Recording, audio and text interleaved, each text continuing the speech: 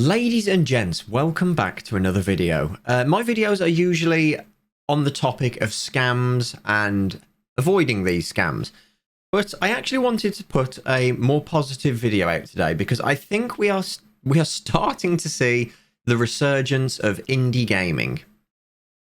Now, I have picked today a handful of games that I want to talk about. With most of the AAA games and game studios moving towards more shady business models and practices, and just putting out mediocre games that nobody can really call their own. Nobody can call it a game that they want to play. The new business model for AAA is churn in as many players as possible through advertising to stem the flow of those that are leaving. These players will stay for a month or two, couple of months, and then they'll leave because they find out that the game is either dead, has no content, or just isn't what they want. But with that, we are seeing the return of indie studios and indie developers, whether they be alone or in a small group. So I want to highlight a few of these games today. I've got a handful of them, and whether these are your type of game or not, I really do urge you to support them in spirit. If you don't want to support them monetarily, that's cool. But these are the sort of games that are absolutely going to be building towards our future of indies becoming more popular. All of these games and studios were formed out of the simple idea that AAA gaming has gone to shit, to be quite honest, and they want to change the way games are made. They want to change this kind of gaming scene that we're stuck in that's stagnating. First up is someone who I have a lot of respect for. His name's Charlie, or Prismatica Dev on YouTube, and he's making a game called Prismatica. This game has like really nice cel-shaded aesthetic to it. It's a beautiful game, and it's really funny actually, because anytime I run into an issue in Unreal Engine, I find myself on Charlie's channel. His videos are a wealth of knowledge on Unreal Engine. If there's ever a function or feature that I just can't get to work for some reason because it's a little bit obscure, this guy is an absolute angel from the heavens. He's covered just about every feature of Unreal Engine and has documented the development of Prismatica from start to finish. It's not finished yet. Charlie also has a Patreon, so if this is the sort of game that you think you'd enjoy, or you just want to see more out of the indie community, definitely support this guy. He's putting some amazing content out there, and I can't wait to actually jump into Prismatica when it's done. Next up, we have Depths of Erendorn. Now, this is a game that seems to be quite dividing when it comes to people looking into this. It's essentially a tabletop / D&D style game in an RPG online experience, in an open world. I've seen games trying to do similar things, but they always seem to cater to the typical MMO fan. This game's not doing that. This game has been in development for the last 5 years on a very small capacity with a small team. But the exciting thing about this is the creator and lead developer of the studio has poured a substantial amount of his own funds into this. Now, while they are seeking further funding at the moment and trying to recoup some of the money they've put into it to continue onwards, I can't tell you how much money has been put into this because it's not public figures, but I have spoke to the lead dev multiple times. That they've questioned us about Nightmare World, about some of our tech. And I've questioned I've questioned them about some of theirs. The character creator on this is really cool. You can pick from such a wide variety of races and classes. It really does feel like D&D in an open world. They've still got a long way to go in terms of time frame and roadmap, but they're making good progress. And it's another studio that formed out of the whole, there isn't a game that we like to play. There isn't a game that matches what we want to feel in a game environment. Let's make our own.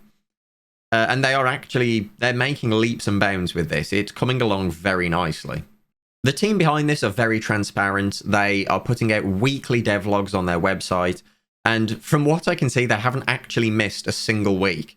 It's continuous updates. Turn-based combat normally isn't my thing, but in this kind of D&D setting, I can actually see this being a lot of fun. And hopefully some of you guys see this and think, yeah, that's my kind of game. The fact that it's like D&D, but you can go and find a party in the open world, group up, and then go on your missions together, makes this one to watch out for, in my opinion. And I will be watching it closely.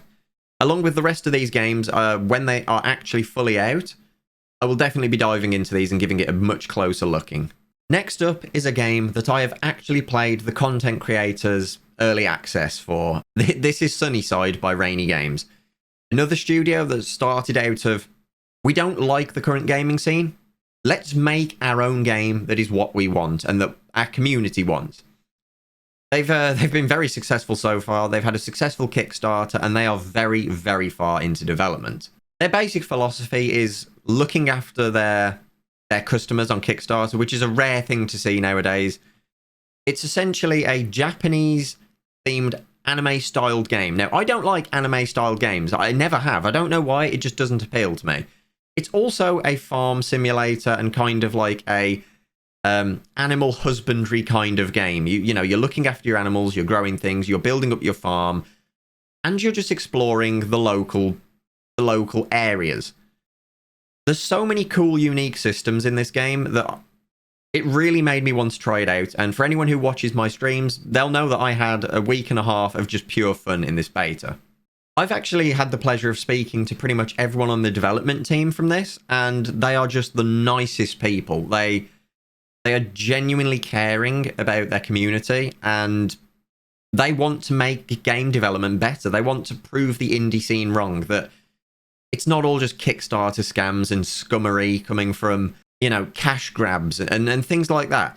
These guys are actually doing things in the right order, and I think this game's going to be very, very successful.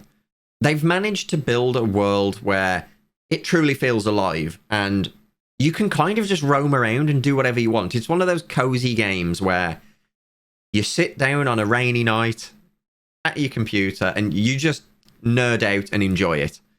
Like I say, this is the sort of game that if someone had explained it to me, I wouldn't have even wanted to play it, but I genuinely enjoyed it. Their Kickstarter's over, I believe, but they are available on BackerKit for late access.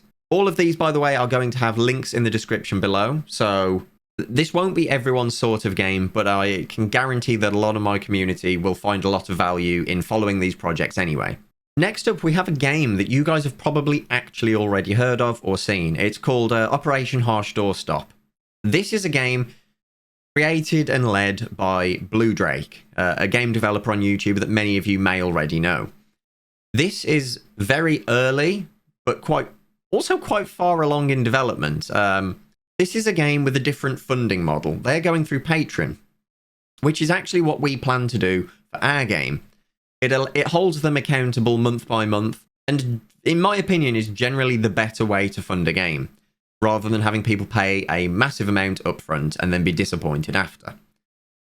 This is a first-person shooter game that is essentially a sandbox where players will be able to mod it through Unreal Engine and create their own scenarios and their own kind of missions in the game. And I actually can't wait to jump in and do some of these. I really want to create some things for this and just really test the limits of this.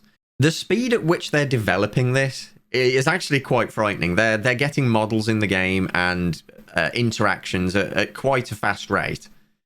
I've been following along closely but silently on this one. I'm sure if you're interested in this, you can go over to Blue Drake's channel and check out more of this. It's definitely one to watch for you first-person shooter addicts. It's the pure definition of a sandbox shooter. The sky is really the limit with this. There's a lot to be added, but there's also a lot of work the community is going to be able to do on this. And of course, with me talking about indie games, indie studios, I'm of course going to mention our own here, Nightmare World. And the reason that I'm mentioning this, as well as the others, is we're really starting to see a return to form. I'm hoping that now that a lot more YouTubers are actively pointing out scammy Kickstarters or scammy projects that are preying on the hopes and dreams of wanting gamers, gamers that are wanting something more. I'm hoping by pointing out all of these dodgy things, whether it be me, Kira, Josh Strife Hayes, Big Fry, Upper Echelon, Sid Alpha, and the plethora of people that are doing this, I'm hoping this will open up the space again. And that a lot more indie developers are going to start coming together and trying to fix the indie gaming space. We're seeing a lot more of it already, and I'm hoping this continues. I'm hoping 2022 will be the year of indie gamers. The indie apocalypse ruined this for so many years. But all of these projects I've mentioned today have been formed out of not hatred for the gaming scene, but hatred for the way it's being managed. So long we've had AAA games pushing out mediocre content. Every game is passable as a game, but it can't retain players because nobody wants to play it beyond its basic experience. Look at New World, look at WoW recently. Those are just to name two. Most games that are coming from AAA are just about passable. All of these games that I've mentioned today are aiming at a very strong audience that want a very specific, tailored experience. And these studios are providing those tailored experiences to their players, their backers, and their demographics. I'm really excited to see where all of these projects go, along with many others. In fact, I don't normally ask people to do this, but leave a comment down below. Any studios or games that you are watching that's on your kind of watch list that you think are going to be doing cool things or already are doing cool things, whether it be community-driven games or just indie games that you think are doing things right. I really do want to cover more positivity in the gaming space. 2021 has been an absolute disaster for the gaming space. There is no denying that, and there's no brushing that under the carpet. It has been a disaster, with all these big AAA companies moving to NFT business models, trying to push blockchain, and just downright spitting on their customers, pretty much. We need to start looking to the indie community to fix this problem, and it will be the indie community that fixes this. Because the indie community is where the passion currently is. It's where the developers are migrating for lower pay because they have a passion for the thing they're working on.